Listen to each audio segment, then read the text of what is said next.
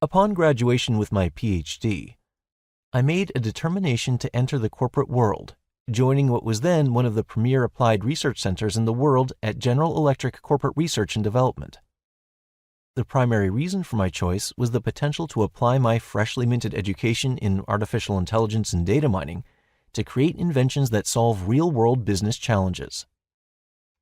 Over 25 years, I have been neither disappointed nor bored with this decision. As I've worked across industries and spent time employed by manufacturers, agencies, data providers, and analytics consultants, there have been no shortage of fascinating business challenges to solve by developing innovative solutions leveraging large data sets. 1.1 Fundamental differences between academics and business. There are significant differences between the academic environment, where many new professionals are trained in data science, and the business world where that training must be put into practice. We summarize these differences in Table 1.1 at the end of this section, and will later go into more depth. First, the data sets typically used in training are well studied, cleansed, and have all components merged together.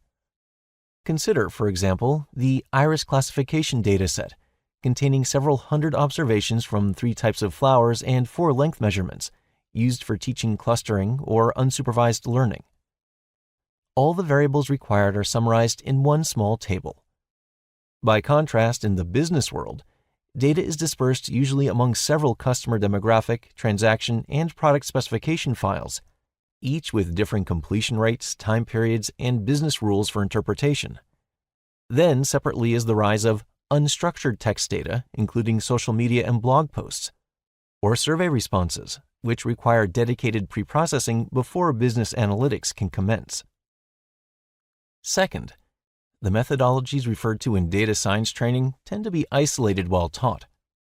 One section of classes may discuss classification models, another forecasting, and yet another natural language processing. Again, the datasets are prepared to match these specific objectives. In the business world, the methodologies needed for solving a particular problem will require more creativity and hybrid solutions. For example, early in my career as I applied analytics to financial services, an assignment came up that was fascinating and yet deceptive in the simplicity of the request. Assign credit terms to new small business accounts applying for retail credit cards. This seemingly concise request, in fact, required a 3-part hybrid solution. 1. Understand and segment the previous behaviors of businesses upon receiving credit. 2. Predict for a new credit applicant the probabilities of filling each behavior. And 3.